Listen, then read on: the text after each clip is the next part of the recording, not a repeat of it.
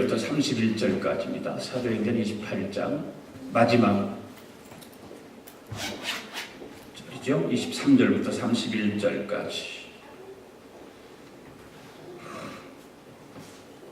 사도행전 28장 23절부터 31절까지 같이 읽겠습니다. 시작. 그들이 날짜를 정하고 그가 유숙하는 집에 많이 오니 바울이 아침부터 저녁까지 강론하여 하나님의 나라를 증언하고 모세의 율법과 선지자의 말을 가지고 예수에 대하여 권하더라. 그 말을 믿는 사람도 있고 믿지 아니하는 사람도 있어 서로 맞지 아니하여 흩어질 때에 바울이 한 말로 이르되 성령이 선지자 이사야를 통하여 너희 조상들에게 말씀하신 것이 옳도다. 일렀으되 이 백성에게 가서 말하기를 너희가 듣기는 들어도 도무지 깨닫지 못하며 보기는 보아도 도무지 알지 못하는도다. 이 백성들의 마음이 우둔하여져서 그 귀로는 둔하게 듣고 그 눈은 감았으니 이는 눈으로 보고 귀로 듣고 마음으로 깨달아 돌아오면 내가 고쳐줄까 하리라 했으니 그런즉 하나님의 이 구원이 이방인에게로 보내진 줄 알라. 그들은 그것을 들으리라 하더라. 바울이 온 해를 자기 새 집에 머물면서 자기에게 오는 사람을 다 영접하고 하나님의 나라를 전파하며 주 예수 그리스도에 관한 모든 것을 담대하게 거침없이 가르치더라. 아멘. 오늘도 하나님의 은혜가 충만하기를 원합니다. 예. 사도행전 마지막 부분입니다. 마지막 부분 이제 강의를 합니다. 바울이 로마에 도착했을 때 그의 마음은 복음 전파의 비전으로 가슴이 두근거리고 떨리기도 하고 익사이팅되기도 하고 그랬을 것입니다. 그렇지만 바울은 그 죄수의 신분으로 로마에 들어갔지 않습니까? 그렇기 때문에 좀 자유롭게 복음을 전할 수가 없었죠. 그러나 그런 바울은 포기하지 않았습니다. 죄수의 몸이었지만 복음 전하는 것을 포기하지 않고 그 상황에서 복음을 전파하기를 위해서 많은 생각을 하면서 로마에 들어갔을 것이고 또 그곳에서 사람들을 만났을 것이고 또 유대인 가운데 좀 지위가 높은 사람들을 찾았을 것입니다. 결국 죄수의 신분이지만 어느 정도 허락된 자유가 바울에게는 있었잖아요. 그 자유를 가지고 사람들을 초청해서 계획을 세우고 3일 후에 유대인 중에 높은 사람을 청해서 전혀 위축되지 않고 기죽지 않고 자신이 복음을 위해서 쇠사슬에 매인 죄수가 되었다라고 그 유대인 지도자들에게 담대하게 말을 하고 있습니다. 이 바울이 그 복음의 메시지를 전하는 것 때문에 잡힌 이야기를 그 유대인 지도자들에게 했지 않습니까? 그때 유대 지도자들은 뭐라고 대답합니까? 자신들은 전혀 듣지 못했다. 그렇게 답을 합니다. 그러면서 유대 지도자들이 바울에게 이야기하는 것이 뭐냐면 그러면 네가 전하는 그 복음이 무엇인가 한번 들어보자는 거예요. 그 이야기를 합니다. 그래서 바울은 거처에 와서 아침부터 저녁까지 그들에게 복음을 전하기 시작하는 것입니다. 로마는 바울이 그렇게도 가고 싶었던 곳입니다. 그리고 그곳에서 복음을 전파하는 일은 그가 하고 싶었던 일이었습니다. 그렇게도 로마를 향해서 꿈을 가지고 기도하면서 가고 싶었던 곳. 그러니 여러분 바울의 마음이 얼마나 비록 죄수의 몸으로 로마에 왔지만 얼마나 신나겠습니까? 그렇게도 가기를 원했던 곳. 그 로마에 가서 그렇게 복음을 전하기를 소원했던 곳에 왔으니까 비록 죄수의 몸이지만 마음은 신나고 기뻤을 것이다 라고 하는 것이죠.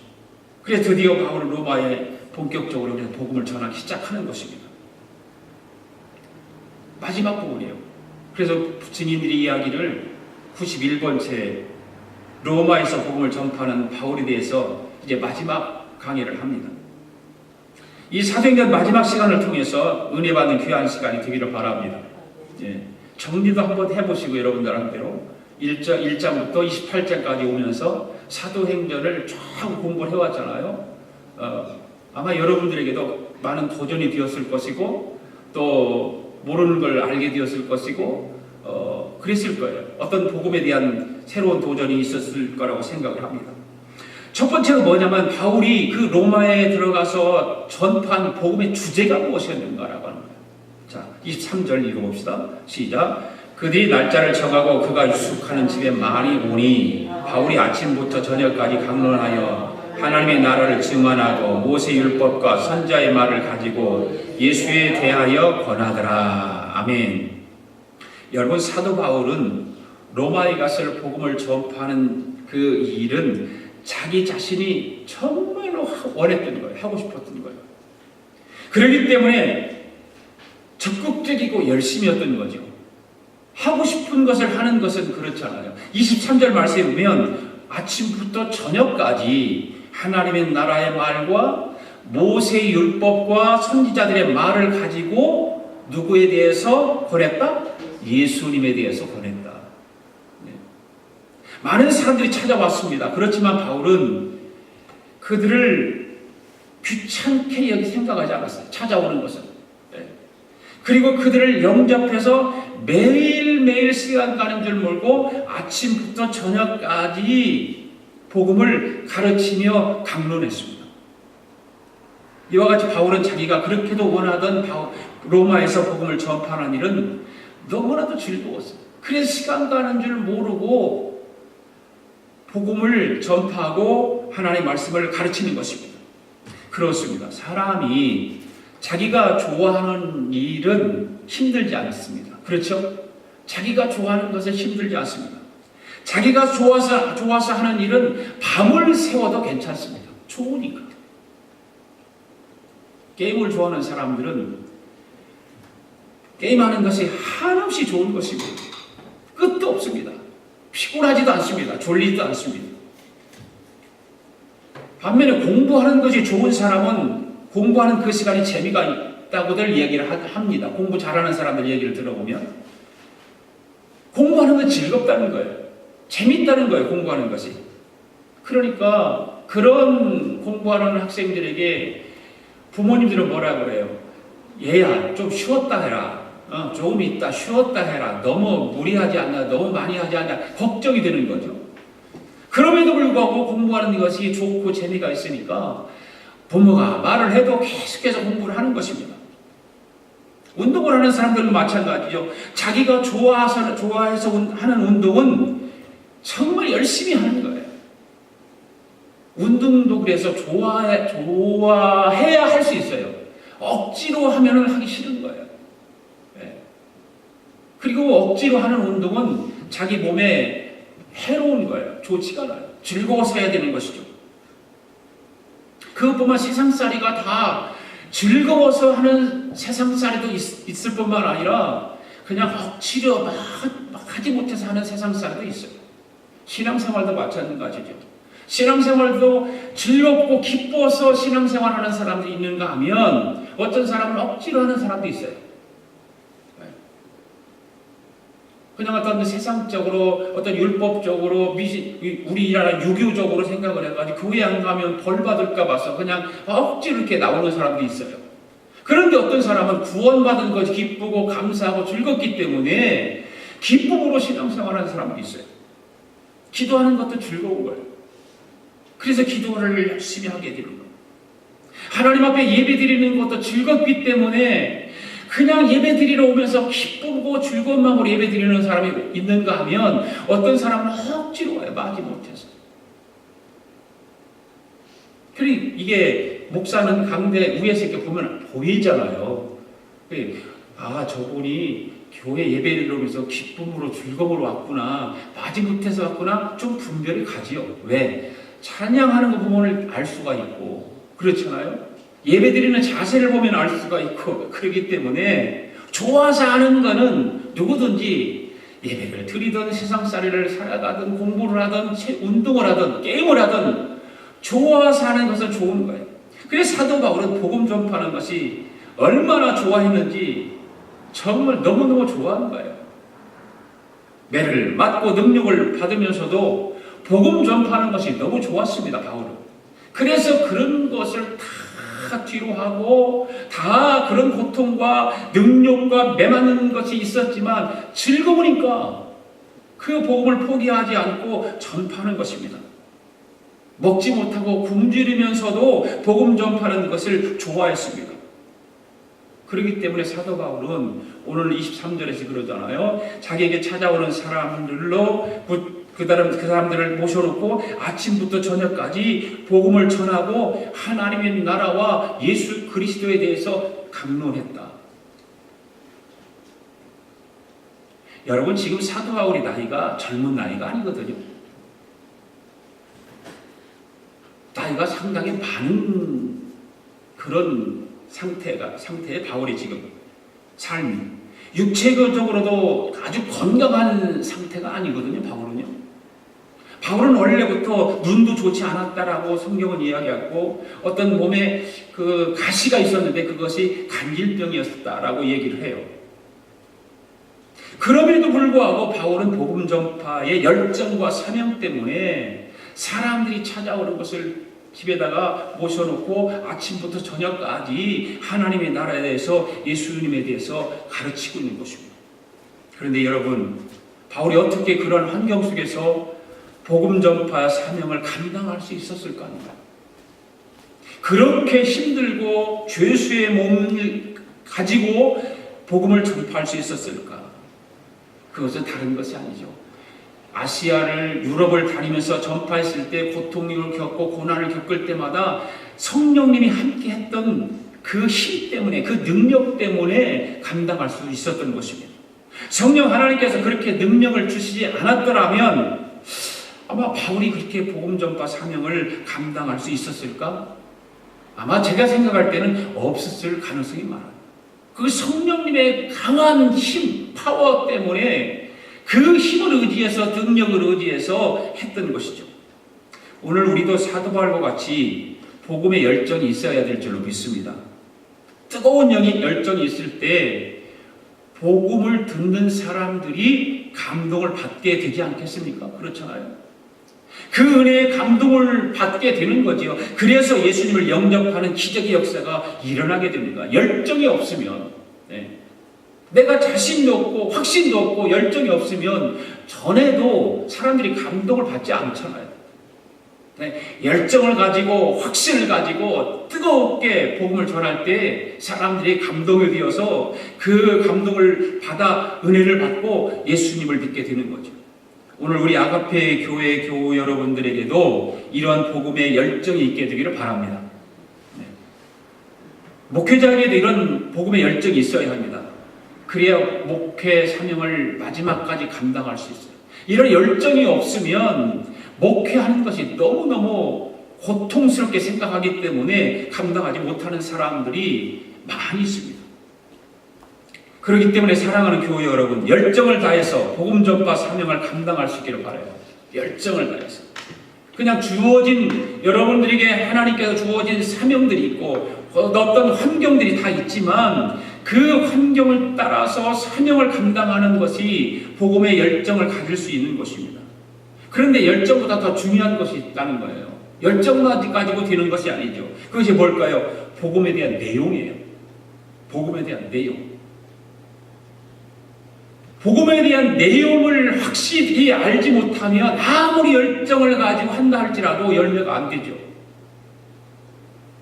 뜨거운 열정을 가지고 복음을 강론하고 복음을 전파한다고 하더라도 그 복음에 대해서 바르게 알지 못하고 엉뚱한 것을 전하고 가르치면 큰일 나지 않겠습니까? 그렇기 때문에 이단이 생기고 사유가 생기는 거 아니에요. 바르게 알지 못하니까 이단이 생기는 거예요. 한국에는 그 신천지 때문에 난리잖아요, 지금.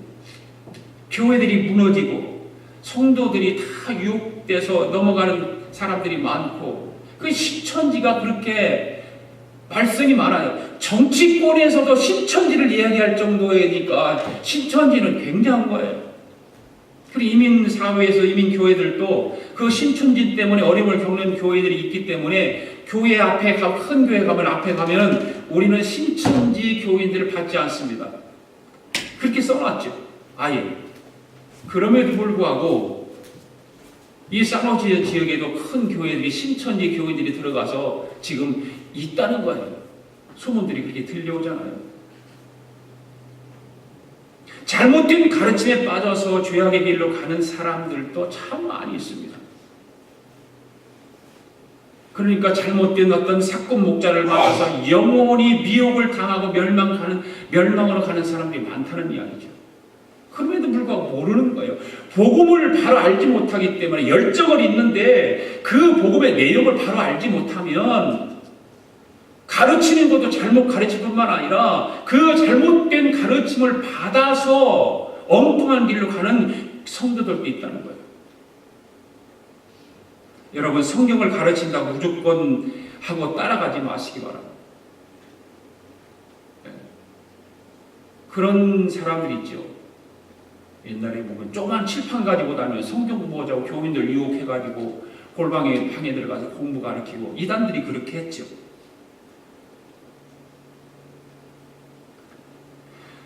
말씀에 충만하면 분별력이 생기잖아요. 그렇죠? 말씀이 부족하면 분별력이 없어지는 것입니다. 말씀에 충만하려면 어떻게 해야 될까요? 강단에서 설포되어지는 말씀을 잘 들어야 돼요.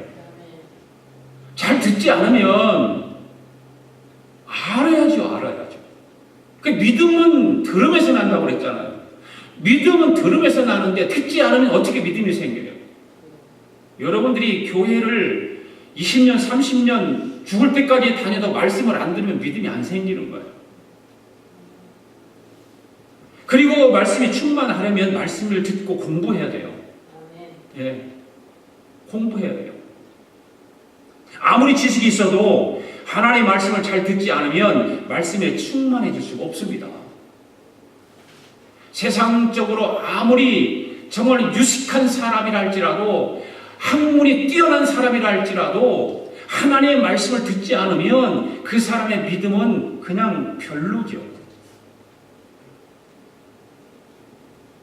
여러분, 사도 바울에게 찾아온 많은 사람들에게 바울은 무슨 내용을 강론했습니까? 23절의 말씀을 보면 두 가지를 이야기하고 있잖아요. 뭐예요? 첫 번째는 하나님의 나라에서, 두 번째는 예수님에 대해서. 두 가지를 얘기하고 있어요. 여러분, 바울이 전한 메시지가 뭡니까? 전혀 바울은 그 수많은 세월 동안에 많은 곳을 다니면서 복음을 전파하면서 딴소리를 한 번도 한 적이 없어요. 오직 하나님의 나라와 예수님에 대해서만 전했어요. 사도행전이 끝나는 31절 말씀에 봐도 첫째는 하나님의 나라요, 둘째는 예수 그리스도에 관한 것이라 그렇게 말하고 있어요. 여러분, 우리들이 십자가만을 말할 수 있다면 얼마나 좋겠어요. 부활만을 이야기할 수 있다면 얼마나 좋겠습니까? 그런데 사실 우리는 십자가에 관심이 있고 부활에 관심이 있는 것이 아니라 다른 데 관심이 많잖아요. 솔직히 그렇잖아요. 교회는 다녀요. 교회에서 직분도 가지고 있어요. 그런데 우리의 관심은 어디에 있어요? 다른 데 있어요. 다른 데 관심이 많으면 중요한 것에 신경을 많이 쓸까요? 쓰지 못할까요? 쓰지 못하죠. 사도 바울은요, 이 십자가의 복음, 부활의 복음, 하나님 나라를 전하게 되었다라고 하는 것이죠. 그리고 해서 자기를 제한시키는 거예요. 자기를 철저하게 제한시켜요. 그래서 첫 번째 하나님의 나라에서 말을 했는데, 여러분, 이 세상에서는 세상 나라가 있고 하나님 나라가 있어요. 그렇죠? 세상 나라가 있고 하나님의 나라가 두 개예요. 세상 사람들은 하나님의 나라가 있는 것을 알까요? 모를까요? 모릅니다. 세상 사람들은 하나님의 나라에 대해서 모릅니다. 세상 사람은 이 세상의 것이 전부인 줄만 알고 살아갑니다. 그렇기 때문에 예수 안 믿는 거예요. 교회 안 다니는 거예요. 하나님의 나라에 대해서 알면 그렇게 하지 않겠죠. 하나님의 나라에서 모르기 때문에 이 세상에 자기가 몸담고 있는 육신의 몸을 가지고 살아가는 이 세상이 전부인 줄 알고 있습니다. 그리고 이 세상이 영원하지 않다는 것과 하나님의 나라는 영원하다는 것을 또 모릅니다. 그 사람들은 하나님의 나라가 영원하다라고 하는 거, 영원한 하나님의 나라에서 관심도 없고 알려고도 하지 않고 모르는 거예요. 이 세상의 것이 영원하지 않다는 것을 알면서도 영원한 것처럼 착각하고 살아가요. 모든 인간들이 다 그렇게 살아간다 그 말이에요. 여러분, 기독교의 복음의 핵심은 뭡니까? 모든 핵심은 하나님의 나라에 대한 거예요. 하나님의 나라. 하나님의 나라. 우리가 주일마다 주기도송을 하나님 앞에 올려드리잖아요. 암송하지 않고 우리는 찬양을 하잖아요. 그건 뭐예요? 하나님의 나라가 이 땅에 임하게 해달라는 이야기 아니에요. 하나님의 나라가 이 땅에 임하게 해달라. 하나님은 그것을 찬양하고 있는 거예요. 주님께서 그것을 가르쳐 주신 거예요. 기도를 그렇게 하라는 거예요. 여러분, 하나님의 나라가 내 마음에, 하나님의 나라가 이 땅에 임하기를 기도하고 있습니까? 믿는 사람들이, 교회를 다니는 사람들이 하나님의 나라에 대해서 정말로 내 삶 속에, 내 마음 속에, 내 가정 안에 임하기를 위해서 기도하고 이 땅에 내 새가 살아가는 이 세상 속에 임하기를 위해서 기도하고 있냐는 말이에요. 여러분, 지금 마음속에 하나님의 나라가 임했습니까? 예. 하나님의 나라가 임하기를 기도해야 돼요. 여러분의 삶의 현장이 이 땅에 하나님의 나라가 임하고 있습니까? 그 일을 위해서 기도해요. 내가 살아가는 현장 속에 하나님의 나라가 임할 수 있도록 기도해야 돼요. 다행히도 우리는 예수 믿는 사람들, 하나님의 나라를 가지고 있는 사람들인 줄로 믿습니다. 그래서 사도 바울은 지금 유대인들에게 이야기를 하고 있는 거예요. 예. 이걸 가르쳐주고 있는 것입니다. 이 세상은 인간이 욕심을 가지고 통치하는 나라인 거죠. 그러나 하나님의 나라는 누가 통치합니까? 하나님이 통치하는 거예요. 오늘 우리가 살고 있는 곳은 하나님의 나라와 세상 나라가 공존하고 있습니다. 믿습니까? 저와 여러분이 이 땅에 살지만 우리는 어디에 속한 사람들입니까? 하나님의 나라에 속한 사람들. 할렐루야. 두 나라가 공존하지만 믿는 사람들은 예수님을 구세주로 고백하고 영접한 사람들은 하나님 나라에 속해서 살아가는 사람들이에요. 그렇기 때문에 우리는 이 땅에 없어질 것, 끝날 것 바라보는 것이 아니라 영원한 것을 바라보고 살아가는 사람들. 할렐루야.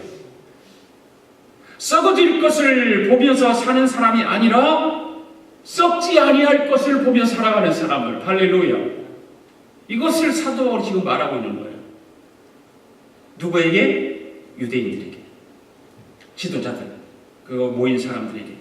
또 하나는 하나님 나라에 대해서 전했을 뿐만 아니라 예수님에 대해서 전했어요. 그런데 예수님을 전할 때 그 앞에 있는 문구들을 한번 보십시오. 율법과 선지자들이 말했던 것. 여러분, 율법이 뭐를 말했습니까? 선지자들이 뭐를 말했습니까? 바로 예수님. 율법도 예수님에 대해서 말했지 않냐? 그 수많은 선지자들이 여러분들에게 말한 것들이 무엇이었느냐? 바로 예수님 아니었냐라는 거죠.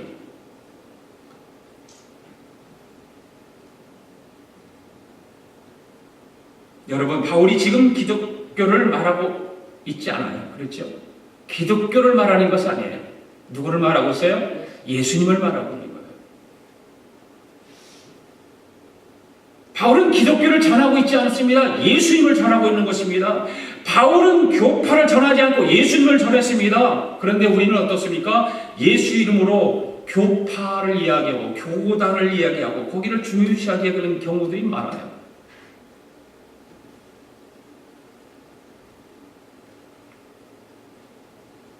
바울의 관심은 어떤 조직이 아니에요. 그런데 우리는 조직을 중요하게 생각하는 거예요. 바울의 관심은 어떤 제도가 아니었습니다. 예수님이었어요. 예수님. 예수 그리스도였어요. 오늘 우리도 어떻게 하면 주님을 영화롭게 하고 그분의 이름을 온 세상에 널리 전할 수 있을까? 라고 하는 관심이 거기에 있어야 되는 거예요. 우리의 관심이.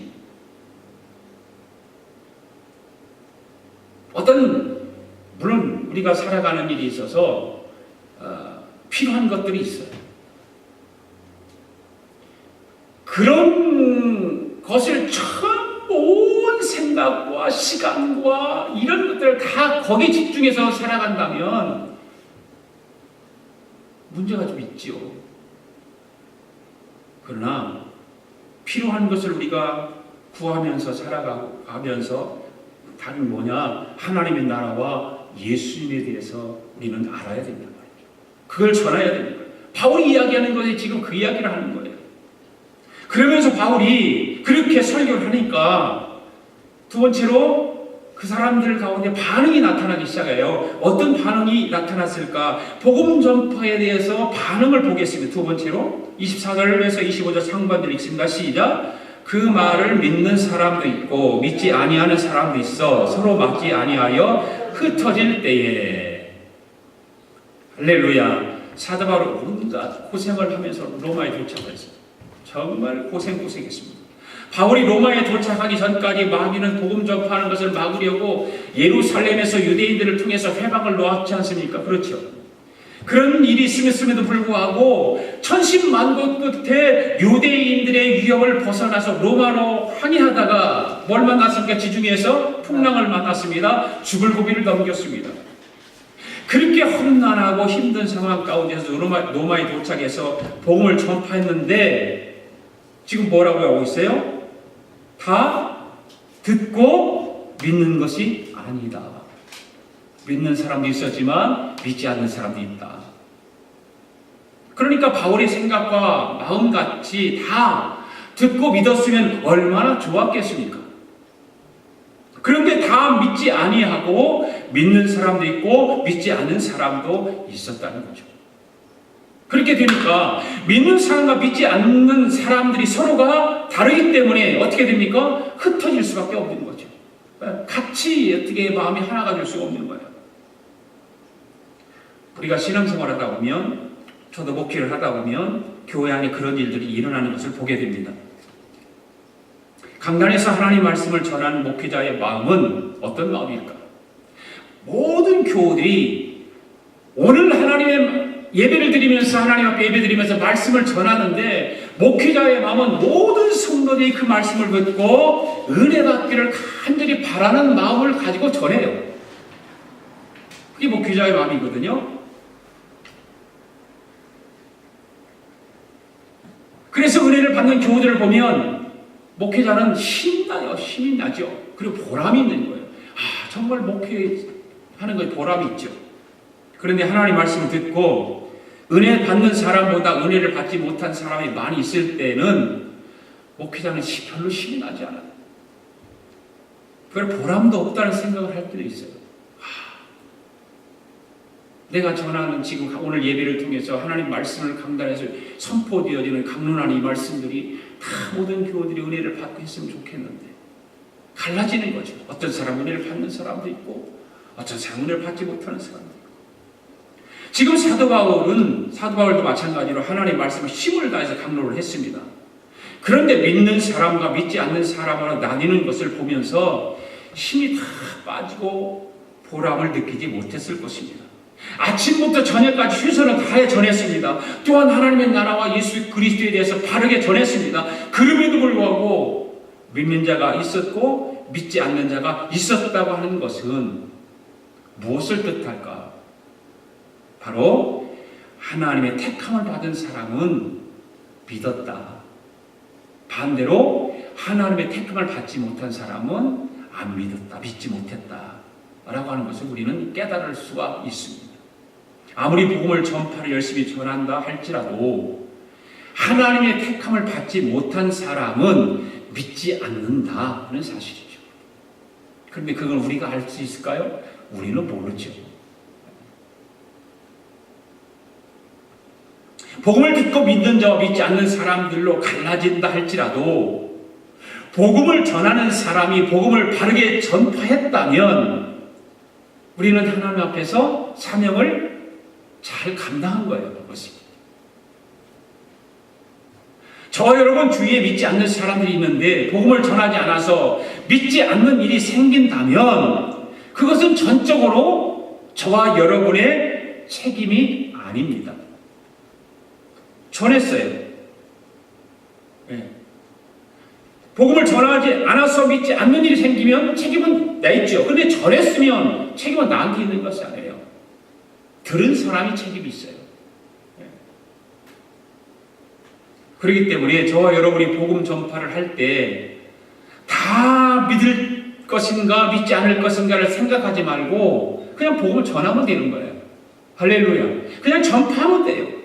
예수님에 대해서 하나님 나라에 대해서 전파하면 돼요. 그런 가운데 분명한 것은 복음을 듣고 예수를 믿는 사람이 있고 예수 그리스도를 믿지 않는 사람이 분명하게 있다는 사실을 기억하시고 복음 전파 사역을 부지런히 열심을 다하는 저와 여러분 되기를 바랍니다. 네, 최선을 다해서 하면 돼요. 네, 우리가 13장에서도 공부해서 기억이 날는지 모르지만 13장 48절에 보면 바울이 안디옥 교회에 가서 복음을 전파했을 때 이런 말씀이 있어요. 하나님께서 영생을 주시기로 작정한 자는 다 믿더라 그렇게 말하고 있어요. 그냥 하나님의 소관이죠. 그거는요. 내 소관이 아니에요. 하나님께서 정해놓은 거예요. 우리는 몰라요. 그러니까 우리는 믿든지 안 믿든지 전하면 되는 거예요. 그건 하나님께서 판단하는 거예요. 그래서 사도 바울은 복음 전파 사역을 감당할 때 하나님을 영생을 주시기로 작정된 자는 다 믿는다는 말씀을 확신하고 실망하지 않고 모든 사람들에게 복음 전파를 하는 거예요. 아시아를 다니면서 유럽을 다니면서 마지막 로마에까지 가서 전한 것입니다. 사도 바울은 그와 같은 믿음과 열심을 가지고 복음 전파 사명을 감당하면서 믿지 않는 사람들이 있었지만 바울은 절대 실망하지 않았어요. 네. 우리는 실망하죠. 전했으면 좀 교회 나오고 예수 믿었으면 좋은데 안 나오니까 때로는 실망하고 가슴도 마음도 아프고 때로는 미워하기도 하고 그러죠. 그래 바울은 실망하지 않고 낙심하지 않고 정지도 않았어요.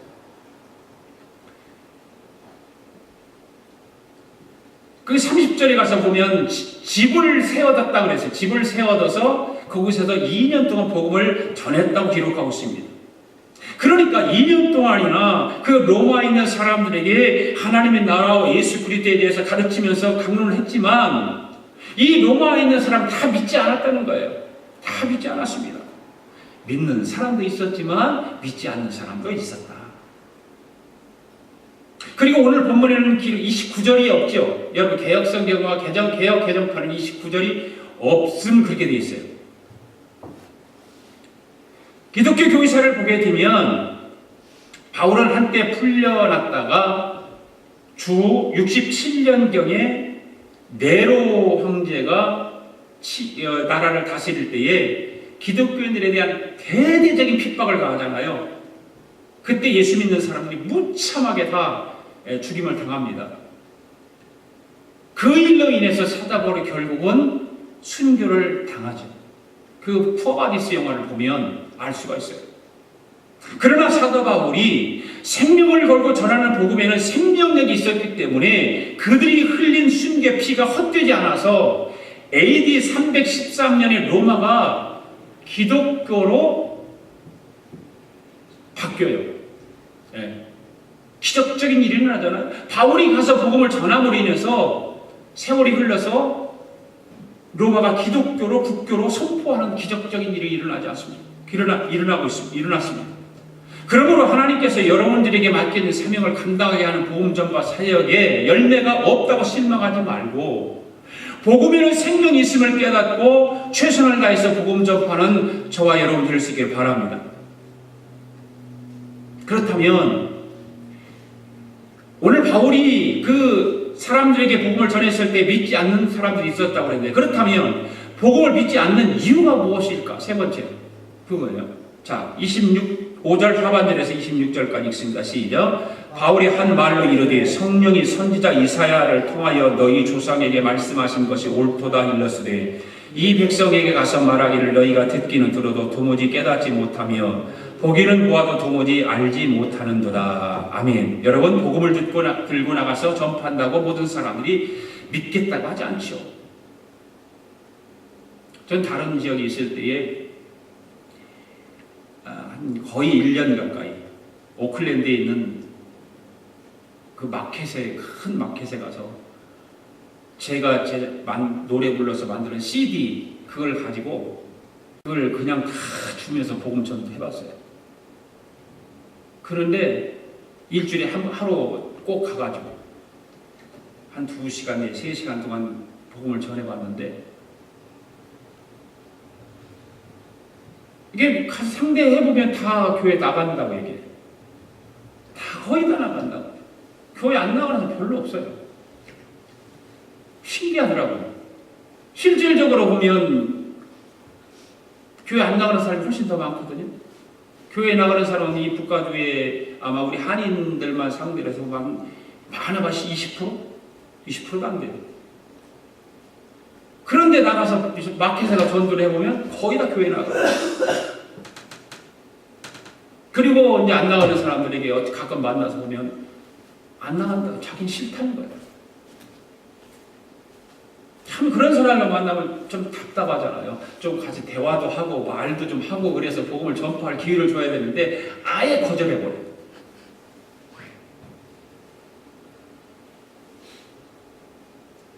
그러니까 믿겠다고 하지 않을 뿐만 아니라 아예 대화조차도 안 하는 사람이 있단 말이에요. 왜 그런가? 바로 이 복음을 전하고 있는 영적인 현실이에요. 영적인 일들이거든요. 이성의 문제가 아니고 영적인 문제예요. 복음에 대해서 들으면 복음에 대해서 귀를 여는 사람이 있어요. 네. 복음을 들으면 마음을 닫는 사람이 있어요. 전대범은 그래요. 탁 닫아버려요. 아예. 네. 예수 옛장 딱 꺼내면 탁 닫아버리는 사람이 있어요. 그러나 전했을 때 마음을 열고 듣는 사람이 있어요. 그런데 믿는 사람은 구원을 받게 되지만 믿지 않는 사람은 정죄를 받는다. 성경은 그렇게 읽고 있죠. 믿는 사람은 구원을 받을 것이지만 믿지 않는 사람은 심판을 받게 될 것이다. 이런 내용들이 이미 누가 얘기했느냐? 바울이 지금 그 사람들을 모아놓고 복음 전하는 내용이 뭐예요? 구약의 이사야 선지자가 성령의 감동으로 이미 예언을 했다는 거죠. 이미 예언했다. 그 내용을 사도행전에서 지금 사용하고 있는 거예요, 바울이. 여러분, 복음은 하나님의 말씀입니다. 아멘? 그리고 생명의 말씀입니다. 얼마나 귀합니까? 하나님의 말씀을 듣거나 읽을 때 그 뜻이 무엇인지 깨달아지는 사람은 복 있는 사람입니다. 할렐루야. 그리고 깨달아지는 말씀이 믿어지는 사람은 더 큰 복을 받은 사람이에요. 네. 깨닫기는 깨닫는데 믿어지지 않는 사람이 있어요. 읽기는 읽는데 믿어지지 않아요. 이게 무슨 소설도 아니고 이게 뭐 이런 식으로 얘기하는 사람도 있죠. 그런데 성령의 감동으로 어떻게든 새기기 때문에 읽으면 깨달아질 뿐만 아니라 깨달아지면서 믿어지는 거예요. 하나님의 말씀을 읽지 않고 읽어도 무겁게 느껴지는 사람은 아직까지 하나님의 말씀인 성령의 참맛을 알지 못한다는 말이죠. 근데 깨닫고 믿어지는 사람은 그 성경의 정말 성령의 역사를 아는 거예요. 그래서 성경을 읽으면서 믿어지고 깨닫지는 사람은 성경 읽을 때 어떻게 읽습니까? 감동이 되니까 아멘, 아멘, 다 내 것으로 받아지는 거예요. 그리고 하나님의 말씀을 들을 때도 마찬가지예요. 어떤 사람들은 강단에서 흘러나오는 설교를 들을 때 그 말씀을 들으면 분석하는 사람도 있어요. 자기 이성을 가지고 분석합니다. 성경의 지식은 없으면서 분석만 하는 거죠. 뭘로 분석하냐? 자기 지식으로 분석하는 거예요. 자기 상식으로 분석하는 거예요. 이성으로 분석하는 거예요. 그런데 반대로 어떤 사람은 설교 시간에도 그냥 아멘아멘으로 받는 사람이 있어요. 누가 더 은혜 많이 받을까요? 아멘하고 받는 사람이 훨씬 은혜를 많이 받죠. 네. 그 신앙생활이 재밌어요. 그런 사람들은. 그런 것을 경험해보고 맛본 사람만이 안다 그 말입니다. 그것을 맛보지 않은 사람은 모른다는 거죠. 여러분, 신앙은 하나님의 말씀으로 무장된 신앙이 되어야 흔들림이 없습니다. 아멘. 그리고 안전합니다. 신앙생활 유혹을 받지 않죠. 여러분, 26절 말씀 보십시오. 너희가 듣기는 들어도 도무지 깨닫지 못하며 보기는 보아도 도무지 알지 못하는 거다. 지금 바울이 로마에 있는 사람들에게 하는 말과 지금 강단에서 선포되어지는 말 똑같은 거 아니에요. 듣기는 들어도 깨닫지도 못하고 하나님 말씀을 보아도 도무지 알지도 못하고. 바울이 지금 하는 얘기가 이사야 선지자의 말을 예언한 그 말을 하면서 지금 복음을 전하고 있어요. 이사야 선지자는 오래전에 이 문제에 대해 이런 말을 했습니다. 이스라엘 백성들이 하나님 말씀을 아무리 전해줘도 망할 사람은 듣지 않더라는 거예요. 왜? 아무리 하나님 말씀을 전해주고 성령의 음성을 전해줘도 너무너무 답답하게 듣지 않더라는 것입니다. 자기 백성들이 포로로 잡혀가가지고 뼈아프고 고통을 겪을 것을 말해줘도 백성들은 그 말을 믿지 않더라는 것입니다. 사랑하는 교우 여러분, 오늘 여러분들은 예수님을 믿는 사람들이 되십시오. 믿지 않는 사람 쪽에 서지 마십시오. 어떤 때는 예수 믿는 사람 쪽에 섰다가 어떤 때는 믿지 않는 사람 쪽에 섰다가 왔다 갔다 할 때가 있어요. 그렇죠? 여러분, 솔직히 얘기해보세요. 믿음도 있고 성령 체험도 합니다. 이성과 지식과 경험이 중요한 때가 있습니다. 믿는 사람이 있고 믿지 않는 사람이 있기 마련입니다. 그러나 사랑하는 교회 여러분, 어떤 경우에도 하나님 편에 설 수 있기를 바랍니다. 말씀 편에 설 수 있기를 바랍니다. 그게 신실한 신앙생활의 자세죠. 27절, 28절 한번 읽어볼까요? 같이 읽습니다. 시작. 이 백성들이 마음이 우둔하여져서 그 귀로는 둔하게 듣고 그 눈은 감았으니 이는 눈으로 보고 귀로 듣고 마음으로 깨달아 돌아오면 내가 고쳐줄까 함이라 하였으니 그런즉 하나님의 이 구원이 이방인에게로 보내어질 줄 알라. 그들은 그것을 들으리라 하더라. 아멘. 여러분, 하나님 말씀을 들어도 깨닫지 못하고 보아도 바로 알지 못하는 이유가 무엇일까? 왜 그럴까요? 왜 그럴까요? 그거는 그 사람의 마음이 완악하기 때문에, 교만하기 때문에. 그냥 하나님 말씀을 들어도 깨달음이 없어요. 왜? 마음이 완악하니까. 마음의 교만으로 가득 차 있으니까. 하나님 말씀을 보아도 바로 알지 못하는 거예요. 완악하니까. 마음이 완악한 사람은 하나님 말씀을 들어도 깨달아지지 않습니다. 마음이 완악한 사람은 하나님 말씀을 들어도 믿어지지 않습니다. 그래서 완악한 사람이 복음을 듣고 깨닫고 은혜를 받으려면 어떻게 될까? 완악한 마음을 회개해야 되는 거예요.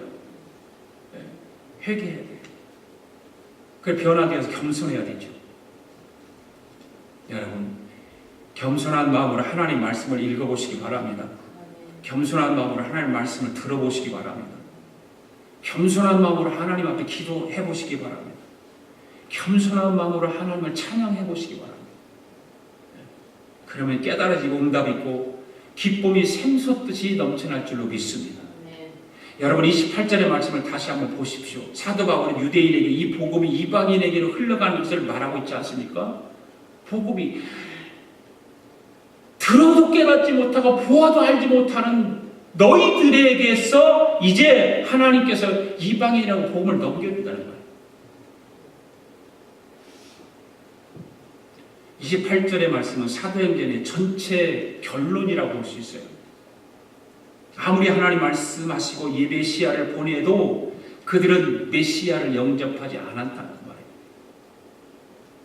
복음을 거절했다는 말이에요. 그래서 복음이 이스라엘 사람들의 불신앙으로 말미암아 이방인에게로 보내지게 됐다는 거예요. 이방인에게로. 하나님의 신비죠. 하나님의 거룩함이죠. 복음을 이스라엘 사람들이 거부함으로 말미암아 이방인으로 넘어갔다는 것입니다. 그래서 이 복음이 어디까지 왔습니까? 여기까지 왔어요. 여러분에게하고 나에게까지 왔어요. 이게 신비 아닙니까? 택함 받은 이스라엘 백성들에게 한정되었던 그 복음이 그들이 받아들이지 않으니까 이방인으로 가서 지금 저와 여러분에게 와 있는 거예요. 이게 하나님의 거룩함이고 하나님의 신비지 아닙니까? 온 세상으로 이제 갈 것입니다. 이게 하나님의 방법이에요. 여러분, 복음이 오면 세상이 변합니다.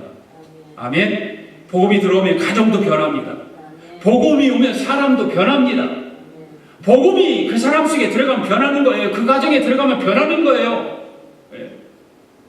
그 사회 속에 복음이 들어가면 변하는 거예요. 그런데 세상의 모든 악한 영들은 그 사회 속에 복음이 들어오지 못하도록 막아버리는 거예요. 지금요. 전쟁을 하고 있잖아요. 우리 가정 안에 복음이 못 들어오도록 방해하고 막는 악한 영들이 있다는 거예요. 하나님 복음의 역사는 변하는 거예요. 복음이 들어가면 세상도 변하고 가정도 변하고 나도 변하고 사회도 변하고 악한 영들은 떠나가는 것입니다. 이것이 사도행전 주제예요. 여러분, 사도행전 전체 요절이 무엇일까요? 성경의 전체 요절이 무엇일까요? 요절, 성경 구절. 그렇죠. 요한복음 3장 16절 그 말씀이고, 사도행전의 전체 주제는 무엇일까요? 사도행전 1장 8절의 말씀. 그렇죠? 성령이 너에게 임하시면 너희가 권능을 받고 예루살렘과 유대와 사마리아와 땅끝까지 이르러 내 증인이 되리라. 이것이 사도행전 전체에 요약된 말씀입니다. 성령이 언제 오셨습니까?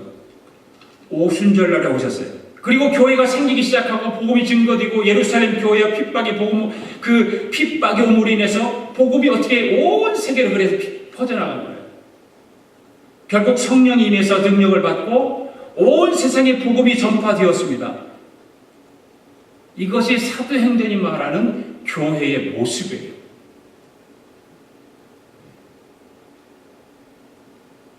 교회가 해야 될 일이에요. 결국 성령이 임해서 능력을 받고 온 세상에 복음이 전파되었다고 하는 것.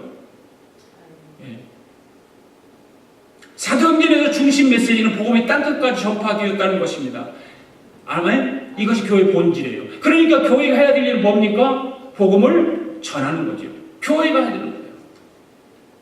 복음 전파하지 않으면 죽은 교회예요.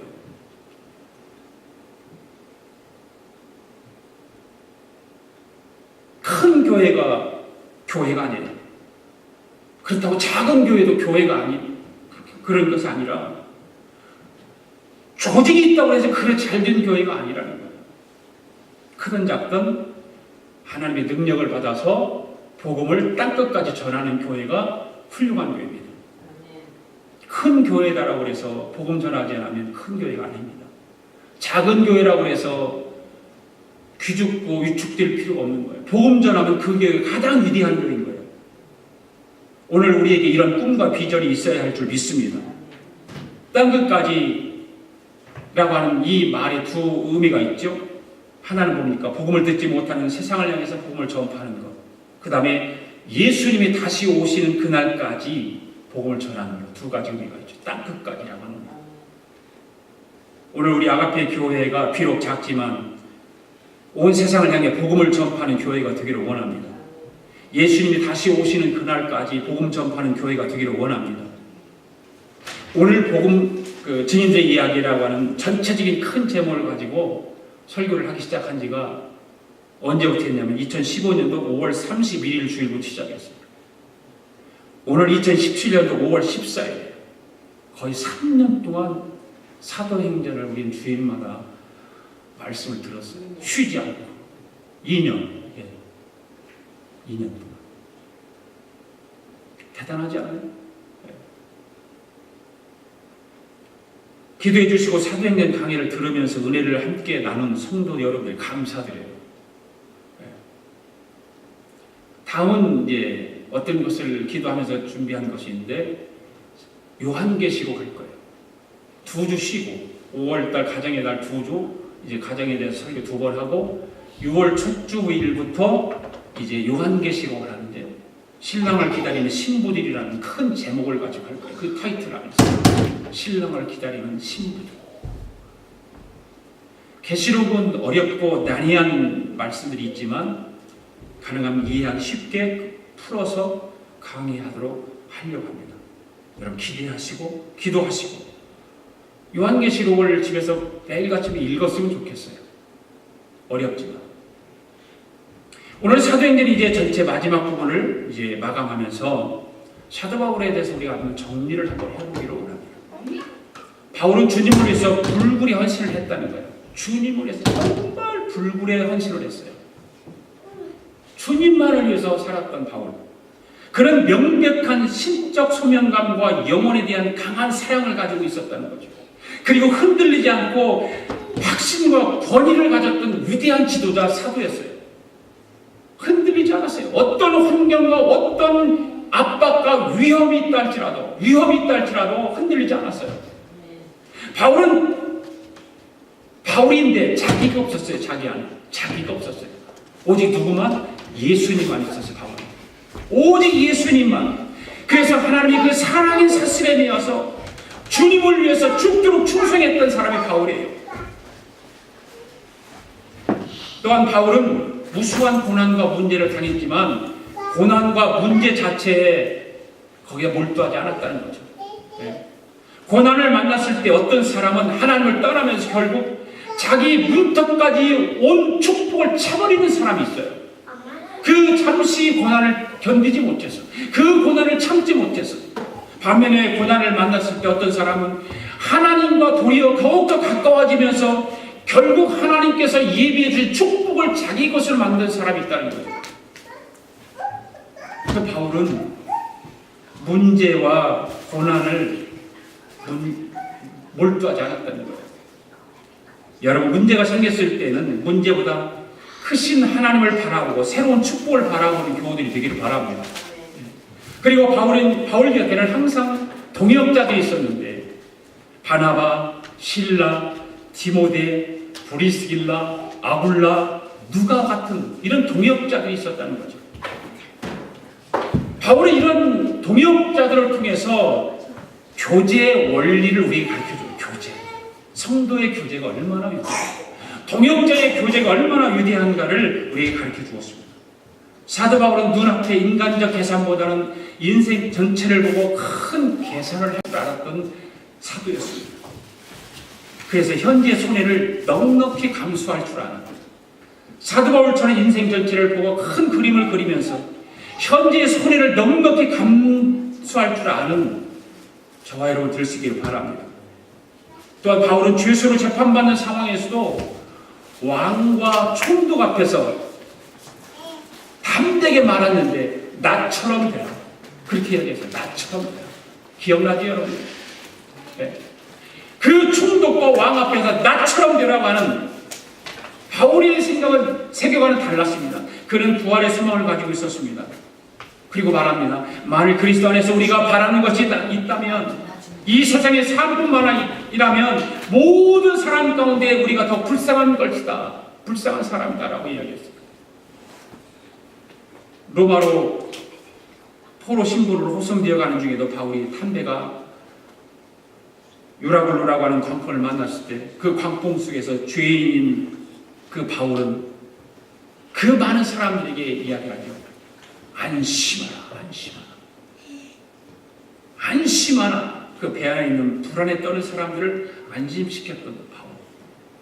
그처럼 여러분의 삶 속에, 위기 속에 때로는 좌절과 낙심이 있을 텐데 낙심과 좌절하지 말고 인생의 폭풍을 향해서 선포할 수 있기를 바랍니다. 내 영혼아 안심하라, 내 영혼아 안심하라. 선포할 줄 아는 그런 믿음의 사람들이 되어야 되기를 바랍니다. 사도 바울은 31절과 42절의 말씀에서 이와 같은 말을 하고 있습니다. 같이 읽겠습니다. 시작. 바울이 온 이태를 자기 셋집에 머물면서 자기에게 오는 사람을 다 영접하고 하나님의 나라를 전파하며 주 예수 그리스도에 관한 모든 것을 담대하게 거침없이 가르치더라. 할렐루야. 이 말은 사도행전이 여기서 끝난 것이 아니고 지금도 계속해서 이어지고 있다는 그런 말이에요. 여러분, 계속해서 사도행전을 누가 써야 할까요? 누가 사도행전을 써가야 할까요? 바로 저와 여러분이에요. 저와 여러분이 사도행전을 써가야 되는 거예요. 성경에 있는 28장까지 끝나고 마감하는 것이 아니라 현실 속에서 우리는 사도행전을 써가야 되는 것입니다. 바울이 생명을 다해 복음을 전파했던 것과 같이 오늘 우리도 생명을 보고 복음 전파 열정을 가져야 할 줄 믿습니다. 여러분, 예수님에게 미치시기 바랍니다. 여러분, 예수님을 사랑하시기 바랍니다. 예수님이 미치고 예수님을 사랑하면 변화가 일어나는 것입니다. 내 삶이 확 달라지는 거예요. 바울이 달라진 모습을 우리는 알잖아요. 그 변화된 한 사람, 그 한 사람 때문에 세상은 뒤집어지는 거예요. 바울 한 사람 때문에 세상은 뒤집혔어요. 오늘 현실을 살아가는 우리에게도 이런 기적 같은 일들이 나 한 사람 때문에 세상이 뒤집힌다고 하면 나처럼 되봐라. 바울이 담대하게 왕과 그 모든 위대한 사람들에게 선포했던 그 말, 나처럼 되라. 나처럼. 그렇게 자신 있게 신앙으로 세상을 이기며 살아갈 수 있는 증인의 삶을 살아가는 저와 여러분 되시길 바랍니다. 기도하겠습니다. 하나님 아버지, 감사합니다. 사도행전을 이제 오늘로 마지막을 끝냈습니다. 2년 동안 하나님 주일마다 사도행전을 공부하면서 그 복음의 위대함과 복음을 전하는 자의 그 열정, 뜨거움, 예수님에게 미쳐서 예수님만 아는 그 사도의 마음을 우리는 깨닫고 또 배웠습니다. 하나님 아버지, 이제 끝나는 것이 아니라 새롭게 시작하게 하여 주시옵소서. 복음에 대한 열정으로 다시 새롭게 하여 주시고 복음 전파의 사명을 정말 감당할 수 있도록 새롭게 성령님 우리의 삶을 지켜주시고 우리 영적인 삶이 뜨거워지도록 축복하여 주시옵소서. 감사드리며 예수님의 이름으로 기도드립니다. 아멘. 우리 다 일어나셔서 살아계신 주 함께 찬양합니다. 우리 박수 치며 찬양합시다.